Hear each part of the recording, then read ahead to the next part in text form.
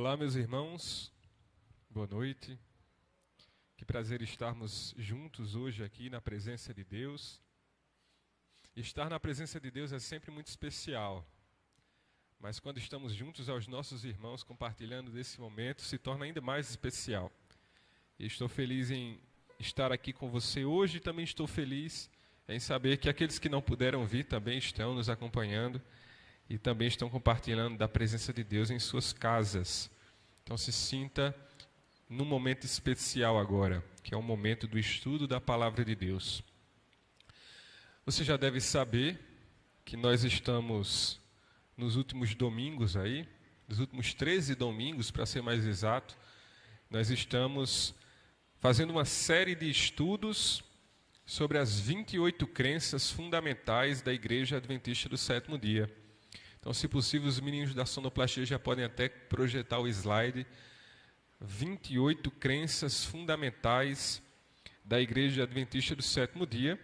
E se já tivemos 13 domingos dessa série, hoje será, portanto, o 14º, ou seja, estaremos na metade dessa série de estudos das 28 crenças. Marcamos hoje a metade. E a crença que nós estudaremos hoje já está no próximo slide, é a crença de número 14. Pode passar aí o slide, aí está. Unidade no corpo de Cristo. Esse é o tema do sermão de hoje. Unidade no corpo de Cristo. Irmãos, eu pergunto a você, se hoje alguém lhe perguntasse qual é o maior desafio que a Igreja Adventista enfrenta hoje? Se alguém perguntasse a você sobre a sua igreja, qual é o maior desafio que a sua igreja enfrenta hoje? O que você responderia? Qual era a sua opinião? Pois é, a minha opinião seria essa. Se alguém me perguntasse isso, o que eu diria era isso. Obrigado. O maior desafio que a Igreja Adventista do Sétimo Dia enfrenta hoje é manter-se unida. Esse é o maior ponto que nós devemos nos preocupar enquanto igreja. Essa é a minha opinião. Pode ser que você tenha outra, mas hoje eu vou dar aqui alguns argumentos por que nós devemos nos preocupar com a unidade da igreja. Primeiro, que a Igreja Adventista do Sétimo Dia é uma igreja muito grande. É uma igreja que, ao redor do mundo, tem mais de 22 milhões de adeptos. 22 milhões de adeptos.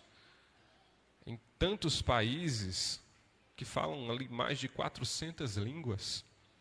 É uma igreja, portanto, muito diversa. E se manter 4 pessoas unidas em uma casa já é difícil, imagine manter 22 milhões de pessoas unidas. O desafio se torna imensamente maior. Então, veja, deve ser uma preocupação dos membros dessa igreja que se mantenham unidos. Sobre isso, eu trouxe aqui uma citação do Espírito de Profecia. Ellen G. White nos diz, no livro Testemunhos Seletos, ela nos diz: a unidade é a força da igreja. Amém? A unidade é a força da igreja. Satanás sabe disso e emprega toda a sua força para introduzir dissensões. Deseja ver falta de harmonia entre os membros da Igreja de Deus. Deveríamos dar uma maior atenção à questão da unidade. Então veja que desde o início da origem da Igreja Adventista já havia essa preocupação que houvesse uma unidade, porque é sabido desde sempre que Satanás não quer que a igreja esteja unida. Por que será? Bem, abra sua Bíblia em Romanos capítulo 12. Romanos capítulo 12, verso 4. Romanos 12. Essa vai ser a nossa primeira leitura de hoje. Romanos 12, verso 4. Amém? 4 e 5 nós leremos. Diz assim: Da mesma forma que nosso corpo tem vários membros e cada membro uma função específica, assim é também com o corpo de Cristo. Somos membros diferentes do mesmo corpo e todos pertencemos uns aos outros. Aqui é a mensagem de Paulo aos romanos e aos adventistas do sétimo dia e todo o povo de Deus de todas as demais gerações. Interessante, né? Somos um corpo. A unidade é representada em um corpo, o corpo de Cristo. Isso é o que nos diz Romanos capítulo 12, verso 4 e 5. Mas eu gostaria também de ler outra passagem aqui com os irmãos, que está em 1 Coríntios. 1 Coríntios capítulo 12 também. 1 Coríntios capítulo 12, verso 12 e 13.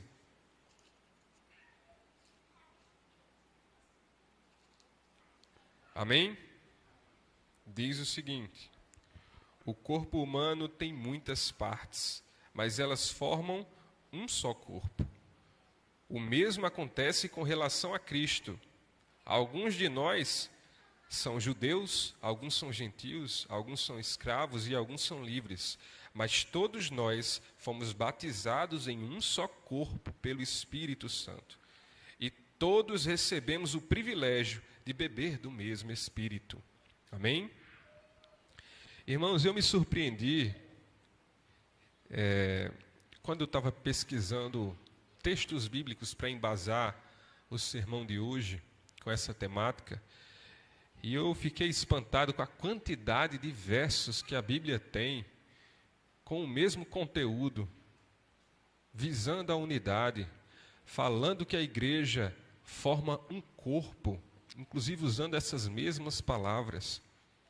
Muitas passagens falam sobre isso, do Antigo ao Novo Testamento. Mas onde nós mais encontramos esse conteúdo são nos livros de Paulo. Paulo, ele tinha, como você sabe, uma mensagem específica para cada igreja, das quais ele havia passado, que ele havia evangelizado. Às vezes mensagens bem específicas, mas uma coisa que chama a atenção ao estudar os livros, as cartas de Paulo, é que todas as igrejas receberam essa mesma instrução em comum, que fossem unidos como em um só corpo. Todas elas precisavam saber disso. Paulo fez questão de expressar em todas as suas cartas a necessidade da unidade na igreja. É como se ele quisesse dizer, gente, isso aqui que nós estamos construindo é uma coisa só. Eu não estou fundando uma denominação em Corinto, uma denominação em Éfeso, uma denominação em cada uma dessas igrejas pelas quais eu passei. Todas essas igrejas juntas formam um só povo, uma só igreja. E assim é que deve ser. Esse era o intuito e o objetivo de Paulo. E hoje nós fazemos parte de uma igreja que precisa se manter unida, assim como a igreja primitiva. Mas aí eu pergunto, nós precisamos estar unidos em quê? Se essa união é tão importante, se essa unidade é tão essencial, nós devemos estar unidos em quê? Essencialmente em duas coisas. E a primeira delas é na doutrina. Precisamos estar unidos em uma só doutrina. E sobre isso, irmãos, você sabe que existe um ditado que diz que a voz do povo é a voz de Deus, não é verdade? Na igreja, não é que a voz do povo é a voz de Deus. A voz de Deus é que tem que ser a voz do povo. Deus tem uma voz muito claramente expressa em sua palavra. E a voz do povo deve partir da palavra de Deus. Ela é quem vem primeiro. Irmãos, eu acho incrível e muito bonito, e me agrado disso, em saber que se nós saíssemos agora daqui, fôssemos todos para um aeroporto, pegássemos um avião para assistir o próximo culto de uma igreja em Tóquio, ou em Sydney, ou em Ankara, ou qualquer cidade do mundo que tenha presença adventista, e você chegasse lá e perguntasse quais são as crenças da igreja adventista do Japão, da Austrália ou de qualquer lugar que seja, eles iriam te dizer as mesmas lá do Brasil. São as mesmas crenças, não são diferentes. Somos o mesmo povo. Isso seria muito agradável de saber, se nós tivéssemos a oportunidade, mas essa é uma verdade. A nossa igreja ela é unida nas mesmas crenças, nas 28, como a gente falou aqui. Mas isso só pode acontecer por um motivo. Isso só acontece porque a fonte dessas crenças é a mesma. Se a fonte não fosse a mesma, então nós teríamos várias versões aí ao redor do mundo, várias interpretações possíveis que levariam a crenças diferentes entre os adventistas. Mas todos nós adventistas ao redor do mundo nos baseamos no mesmo livro. E olha que bênção, a consequência disso é que nós acreditamos nas mesmas coisas. Irmãos, é muito importante a gente destacar isso sempre. A nossa fonte única. Nenhuma das nossas crenças foi criada a partir de um concílio dos pastores da igreja. Nenhuma das nossas crenças foi criada através do Espírito Santo, do Espírito de Profecia, aliás. O Espírito de Profecia a gente sabe que é importante, mas nenhuma crença foi gerada pelo Espírito de Profecia. Todas as crenças têm a mesma raiz, que é a Bíblia. É de lá que partiram as 28. E é isso que nos faz adventistas do sétimo dia. É por isso que nós somos. Carregamos essa denominação, adventistas do sétimo dia. Nós não somos adventistas porque nós gostamos do irmão fulano. Não sou adventista porque eu gosto do irmão fulano. Não sou adventista porque o templo é confortável. Não sou adventista porque o símbolo da igreja eu acho bonito. Eu não sou adventista por causa da história da igreja. Nós somos adventistas porque nós cremos na firmeza com a qual a igreja lida com esse livro aqui. É isso que nos torna adventistas do sétimo dia. E uma frase que me impactou muito fortemente dias atrás, que o pastor Josanã falou, e eu achei muito pertinente, era uma frase em que ele dizia o seguinte: um adventista do sétimo dia que não estuda a Bíblia está atrapalhando a unidade da igreja. Que forte, né? Um adventista que não estuda a Bíblia atrapalha a unidade da igreja. Por quê? Porque se você não estuda a Bíblia, você não se fundamenta nas crenças e na verdade. E aí você começa a criar crenças concorrentes que não estão alicerçadas no texto sagrado. E isso se torna um problemão. Atrapalha a unidade da igreja. A gente vê casos práticos disso, inclusive. Irmãos, quando alguém te pergunta, aí na sua vida, no seu cotidiano, quando alguém te pergunta, por que você guarda o sábado? Qual tem sido a sua resposta? Você responde que é porque você é adventista do sétimo dia, ou você responde que é porque a Bíblia diz para guardar o sábado?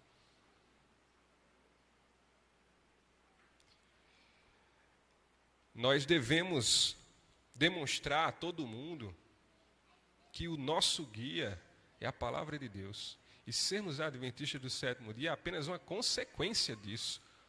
Mas a razão primária de tudo está aqui. Nós confiamos, cremos, estudamos o texto bíblico. E é isso que nos forma. Nós somos, inclusive, vou citar aqui um exemplo, nós somos praticamente o único povo que acredita que os mortos estão nesse momento em um sono. Isso, inclusive, tem soado muito polêmico por aí. As outras denominações não olham isso com bons olhos. Mas por que nós acreditamos nisso? É porque no estudo bíblico que você fez, tinha falando sobre isso? Lá no estudo bíblico que você recebeu ali de alguém que estava te evangelizando? Não, nós acreditamos nisso porque a Bíblia diz isso. Então veja, quando você tem esse respaldo, então tudo fica justificável em relação ao que você crê. Eu acho me alegra bastante quando um pastor adventista diz uma frase como essa, como o pastor Josanã falou, que um adventista que não estuda a Bíblia atrapalha a unidade da igreja. Por quê? Porque os nossos pastores têm convicção de que isso que nós cremos é a verdade e que está alicerçado na Bíblia. Muito bem. Aqui nós temos um exemplo, essa questão do sono, né? De que os mortos estão em um sono, que não estão no céu, nem no inferno, nem reencarnando. Porque a Bíblia não fala isso.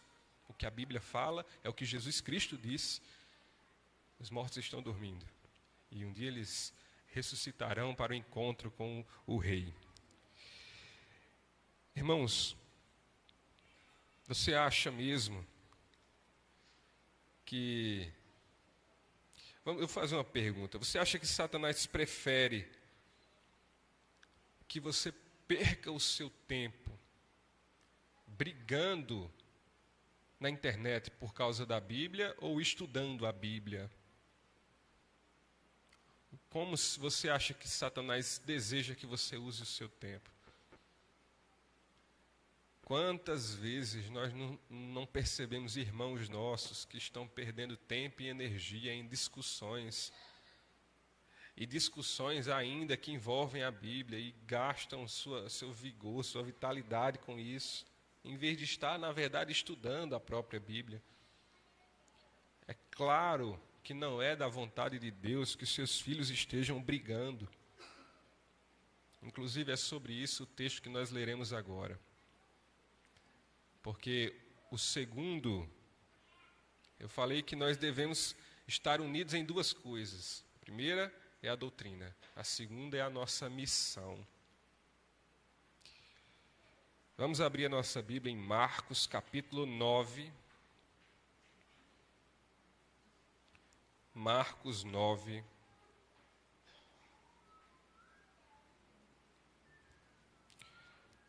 Verso 33.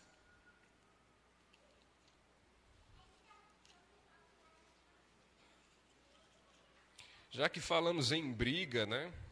Aqui está um exemplo bíblico de briga. Marcos 9, 33 e 34 diz assim: Depois que chegaram a Cafarnaum e se acomodaram numa casa, Jesus perguntou a seus discípulos: sobre o que vocês discutiam no caminho? Eles não responderam, pois tinham discutido sobre qual deles era o maior. Então veja, eles estavam caminhando juntos e vinham conversando, né? Ou melhor, não vinham conversando, vinham brigando. Jesus percebeu que o clima não estava legal. Quando chegaram, ele perguntou: vocês vinham discutindo sobre o quê? E aí eles se envergonham ao dizer,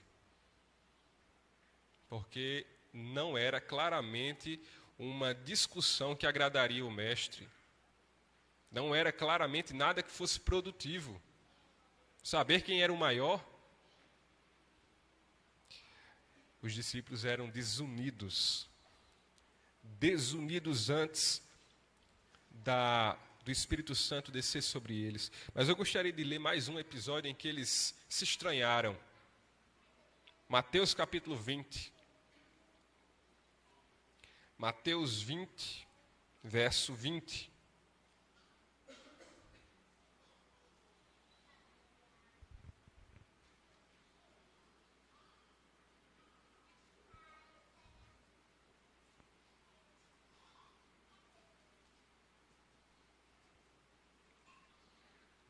Mateus 20, verso 20 e 21.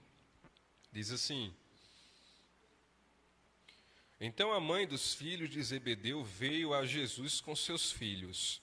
Ela se ajoelhou diante dele a fim de lhe pedir um favor. O que você quer? Perguntou ele. Ela respondeu: por favor, permita que no seu reino meus 2 filhos se sentem em lugares de honra ao seu lado, um à sua direita e outro à sua esquerda. A reação dos demais discípulos está no verso 24. Olha só. Quando os outros 10 discípulos souberam que os 2 irmãos haviam pedido, ficaram indignados. Não é possível que eles pediram isso. Apelaram para a mãe, né? Para a mãe ir falar com o mestre. Pedido de mãe, todo mundo se sensibiliza. E se isso vale, eu deveria ter falado com a minha mãe também, para ocupar essas posições privilegiadas no reino do mestre. Então veja, aí começa a contenda, a indignação entre os discípulos. Ou resumindo, a desunião, a falta de unidade. Irmãos, diante dessas contendas, Jesus via aquilo, se entristecia e pedia sempre ao Pai que criasse a unidade entre os seus discípulos. Jesus se entristecia. Mas ainda bem que essa desunião foi só entre os discípulos daquele tempo, né? Ainda bem, discípulo brigando, discípulo querendo ser um maior do que o outro, discípulo querendo ter razão. Ainda bem que foi no passado isso, né? Com os discípulos do passado. Acabou. Será que acabou? Infelizmente não acabou. E não é também incomum, também não é incomum, episódios de contenda entre irmãos, entre discípulos. Que vergonha, porque nós sabemos aqui que o mestre se entristece por isso. O mestre lamenta isso. Em relação a isso, o mestre pede ao Pai que una novamente os seus filhos.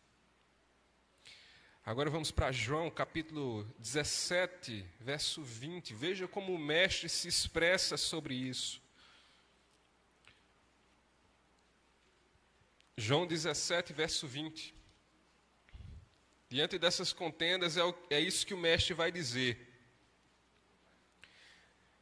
João 17, verso 20 e 21. Diz assim: não te peço apenas por estes discípulos, mas também por todos que crerão em mim por meio da mensagem deles. Minha oração é que todos sejam um, como nós somos um, como tu estás em mim, Pai, e eu estou em ti. Que eles estejam em nós, para que o mundo creia que tu me enviaste. Esse era o desejo mais sincero de Jesus. Que os seus filhos, que os seus discípulos estivessem unidos. E olha a comparação que ele faz. Que os seus discípulos estivessem unidos, assim como ele estava unido ao Pai. Não é qualquer união. Essa união de Jesus, Deus e o Espírito Santo os torna um só, inclusive, né? É o conceito da Trindade. Ou seja, Deus quer, Jesus quer que nós tenhamos uma união a ponto de sermos um só.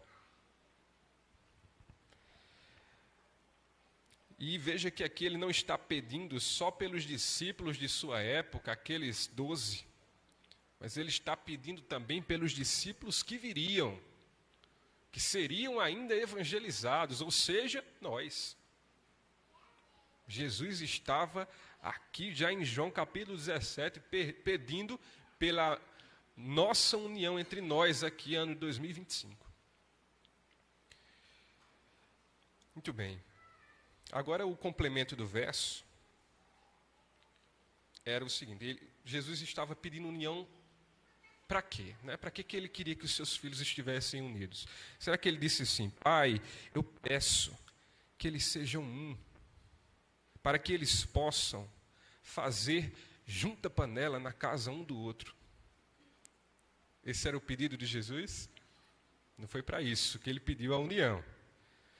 Pai, eu peço que eles sejam um, para que eles possam ficar conversando na porta da igreja quando acabar o culto.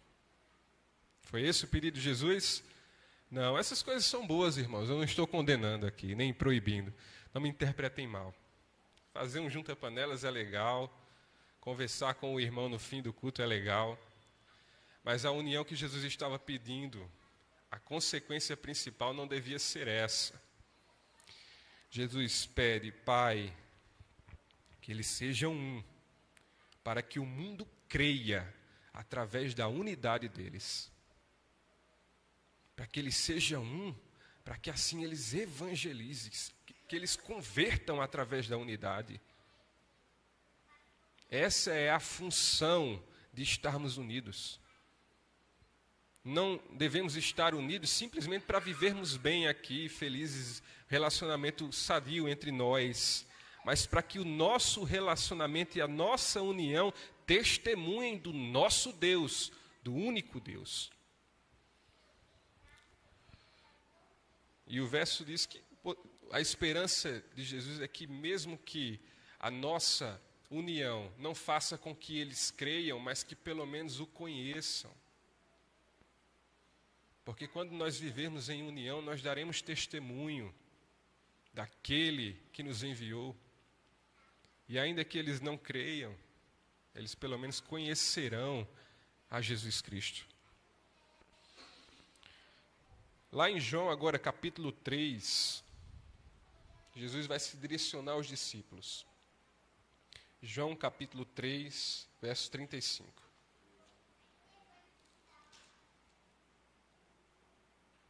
Aliás, 13, desculpem. João capítulo 13, verso 35. Isso. O contexto desse verso que nós leremos é uma despedida. Jesus estava em momentos pouco anteriores à cruz, ao sacrifício, e o que ele diz, se era um momento tão importante, a mensagem deveria ser uma mensagem especial. O que será que Jesus queria dos discípulos pouco antes de sua morte? Está aí. João 13, 35 diz, seu amor uns pelos outros provará ao mundo que são meus discípulos. Amém? Ou seja, pelo que vocês serão conhecidos, a união de vocês é que fará as pessoas buscarem o meu nome. A união de vocês é que irá despertar curiosidade para que as pessoas entendam a razão dessa união. União, unidade, em todas as gerações, em todos os tempos, isso é algo raro, isso é algo anti-intuitivo, isso não faz parte da natureza humana. E quando acontece, chama a atenção das pessoas, as pessoas querem saber a razão disso. E elas podem descobrir que a razão disso é Jesus Cristo. E nós devemos ser, então, os praticantes dessa união. Irmãos, quando você sai de casa, você tem que sair pensando em cumprir a missão. O propósito deve ser cumprir a missão. Se vai a uma padaria, você não vai pensando no pão, você vai pensando no padeiro. Se vai pedir um táxi ou um Uber, você não vai pensando no trajeto, você vai pensando no motorista. Salvação, missão, deve ser o pensamento fixo, oportunidades que você tem durante o seu dia de evangelizar. Aproveitá-las. Eu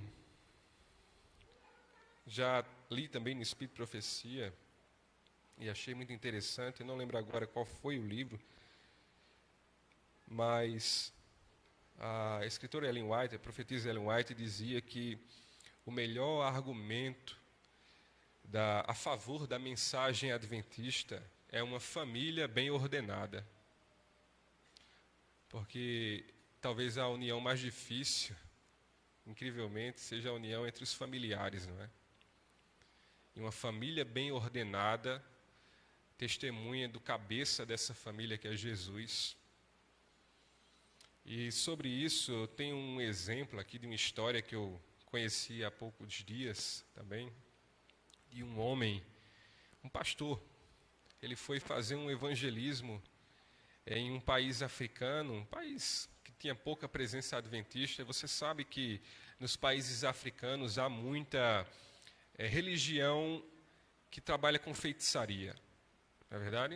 Muito bem. Então ele foi a uma comunidade africana, esse pastor, e lá ele fez um evangelismo e ele conseguiu converter inclusive o feiticeiro da tribo lá. O feiticeiro se converteu, o líder. E todo mundo ficou muito feliz, e depois que ele completou esse evangelismo, ele foi embora, voltou para o Brasil. Passou um tempo, uma temporada fora, ele voltou lá para a África, para essa tribo, e quando ele voltou, alguns irmãos tinham observação a fazer. Disse assim: ô pastor, olha, tem acontecido algo muito estranho com o feiticeiro, com o ex-feiticeiro, né? Ele continua adventista, mas tem uma coisa que está intrigando a gente. A gente não sabe se ele está misturando adventismo com feitiçaria, porque o fato é que toda pessoa que vem aqui turista, que passa uma noite na casa dele, no outro dia se converte a adventista do sétimo dia. A gente não está entendendo o que está acontecendo, né? Em uma noite só, esse homem está convertendo todo mundo que vai na casa dele. Aí o pastor ouviu aquilo, também achou estranho, disse: eu vou passar uma noite na casa desse feiticeiro, desse ex-feiticeiro aí também, para saber o que é que ele está fazendo, né? E aí o pastor lá chegou na casa dele e ele contou o que estava acontecendo. E era bem o seguinte, ele disse assim: pastor, você sabe que a nossa vila é bastante visitada, e os turistas, quando eles vêm, eles não têm onde dormir, não têm pousada para pagar, e eu estou convidando eles para a minha casa, e não aceito pagamento, mas eu só os aceito com uma condição. Eu falo o seguinte para eles: olha, você vai se hospedar na minha casa, mas todas as noites, eu e minha família, nós fazemos um culto. E cada um dos meus filhos dizem a razão pelas quais eles amam Jesus. Cada um tem um momento de dizer o porquê que ama Jesus. E você vai ter que ficar nesse culto e ouvir dos meus filhos o porquê que eles amam Jesus. Você topa? A pessoa diz: topo. Ele diz: só que tem um detalhe, eu tenho 12 filhos. Ele diz: tá certo, vamos lá, eu topo. E aí vai, e a pessoa ouve aquelas crianças dizendo o porquê que amam a Jesus, e percebem a unidade que havia naquela família. E Jesus não era só teoria, era prática. E esse amor é contagiante. As pessoas ficam sedentas de conhecer mais daquele Jesus ali. E no outro dia elas se convertem. É consequência, é natural. Não tem nada de feitiçaria, pastor. É um poder mais poderoso do que a feitiçaria. É o poder do Espírito Santo. E assim esse ex-feiticeiro se tornou um grande evangelizador. E nós devemos ser assim também. Mostrarmos através da nossa paixão por Jesus o quão quente o nosso coração é, e assim também transformarmos corações de outras pessoas. Amém? Vamos lá para 1 João. Estamos indo para o fim. 1 João, capítulo 3, verso 14. Eu vou falar de um aspecto aqui que é um pouco peculiar, né? Mas que a gente também precisa falar sobre isso. 1 João, capítulo 3, verso 14, diz assim: se amamos, veja, se amamos nossos irmãos, significa que passamos da morte para a vida. Mas quem não ama, continua morto. Olha só. Quando nós vamos ao tanque batismal e nos batizamos, há um simbolismo que nos diz que nós morremos e novamente vivemos, agora para uma vida nova, fomos renascidos. Mas se você não ama o seu irmão, esse é um sintoma que você não morreu e reviveu, mas que você continua morto. Isso é preocupante, não é verdade? Devemos nos atentar a isso. Eu fico me perguntando, irmãos, se todos nós, membros da Igreja Adventista, se todos nós tivéssemos de fato morrido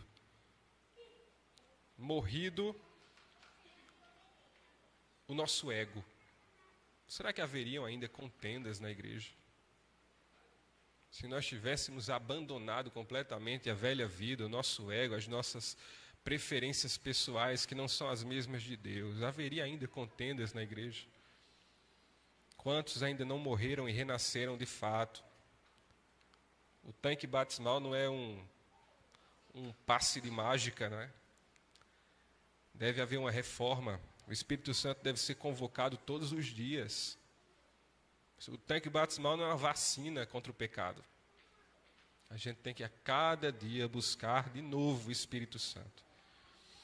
Eu sei que às vezes você vai alegar, irmão, mas a igreja tem tantas pessoas difíceis de lidar. Olha, cada um mais pecador do que o outro, e aí fica difícil de estar aqui. Pois aí há uma analogia interessante sobre isso, né?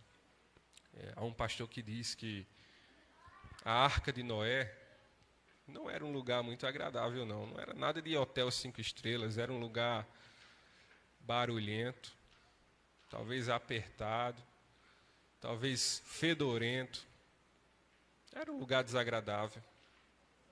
Mas lá fora, como é que estava? Lá fora estava bem pior. Fora da arca tudo estava morto. Então a arca, por mais que fosse desagradável, era o melhor lugar de se estar. Assim como a igreja, por mais que seja desagradável em alguns momentos, por mais que seja difícil de conviver em alguns momentos, é o melhor lugar de se estar. Fora dela, só estão todos mortos, que precisam vir à vida. Abra sua Bíblia em Efésios. Efésios capítulo 4, essa é a leitura mais importante da noite, eu creio aqui que seja.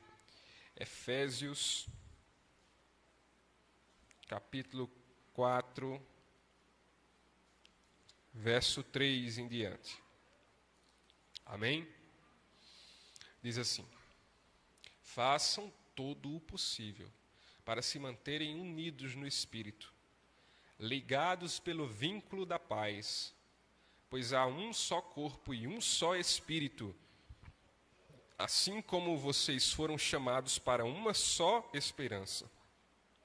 Há um só Senhor, uma só fé, um só batismo, um só Deus e Pai de tudo, o qual está sobre todos, em todos e vive por meio de todos.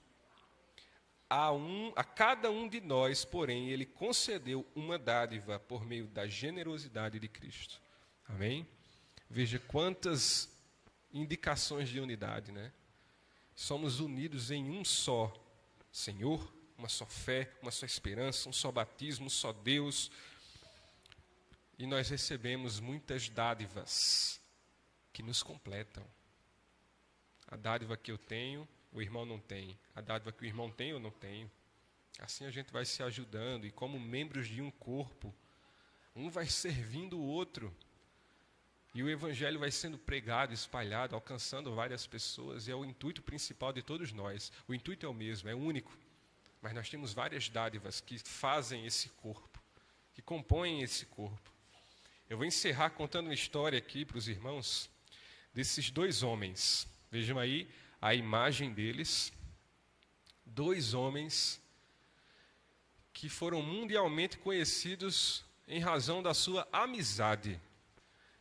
Esses eram Samir e Muhammad, moradores da cidade de Damasco. O Samir é o pequeno aí, né? Um anãozinho aí. E o Muhammad está aí na parte da esquerda. E a amizade deles, como falei, era notável. Eles não eram irmãos, nem familiares, mas se tornaram amigos inseparáveis. E você pode estar se perguntando, mas por que eles se tornaram amigos tão inseparáveis? Irmãos, o Samir, que é o menor, paralítico, ele é paralítico.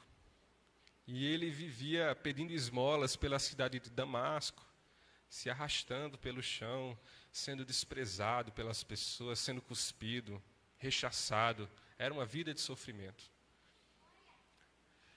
E o Muhammad, ele tentava ganhar a vida vendendo panelas. Mas havia um problema. Muhammad era cego. E muitas vezes as pessoas passavam ele no golpe, enganavam ele, porque ele era cego, ele não sabia o valor que eles recebiam, né? E assim os dois se uniram. Um não conseguia andar, o outro conseguia. Um não conseguia ver, mas o outro conseguia. E um pôde completar a habilidade do outro. O que o outro precisava, um tinha. E assim eles conseguiram viver juntos e trabalhar juntos. Agora o Muhammad tinha o Samir para conferir os valores que ele recebia de suas panelas, para ir às casas que ele precisava vender as panelas. E a sua amizade foi produtiva. Assim como eles, em nossa igreja nós temos membros que têm habilidades que outros não têm, mas que nós podemos unir forças. E nessa união de forças nós podemos realizar um trabalho maravilhoso. Você pode perceber a aplicação prática disso quando se forma a equipe de Caleb, por exemplo, né? Cada um tem uma função específica e a coisa anda. Mas não só em evangelismos fora da igreja, mas no funcionamento dela aqui dentro, para que tudo se complete, para que toda a engrenagem funcione bem, todos têm que se disponibilizar e ajudar. Independente de sua função, de seu emprego, todos se colocam à disposição. E de repente você vê o empresário, o multimilionário é um diácono na igreja. Aquele que é pedreiro, que vive sua vida nas obras, suando e ralando, é o grande pregador. E isso, nada disso vai importar, porque o intuito de todos é um só. Estamos todos unidos no mesmo propósito. E o verso final que nós leremos está em Eclesiastes. Eclesiastes capítulo 4. Para nós fecharmos e começarmos essa semana abençoados. Eclesiastes capítulo 4, verso 10 diz assim: se um cair, o outro o ajuda a levantar-se. Mas quem cai, sem ter com quem o ajude, está em sérios apuros. Ah, mas esse verso aqui não sei não, hein? Achei um pouco polêmico. Quer dizer que se um cair, tem que ter o outro para levantar. E Deus não vai ajudar a levantar, não? A gente precisa do outro. Pois deixa eu te contar. Nós precisamos nos ajudarmos, porque a mão do Senhor nessa terra somos nós mesmos. Deus se manifesta por meio dos seus filhos aqui nessa terra. Uns ajudando os outros e assim manifestando a vontade e a glória de Deus. Se submeta à vontade e à glória de Deus. Faça parte desse corpo unido e colha os frutos das missões que nós teremos pela frente. Amém? Neste momento, então, nós vamos ficar de pé e cantar o hino final, que tem tudo a ver com essa mensagem, unidos em Cristo.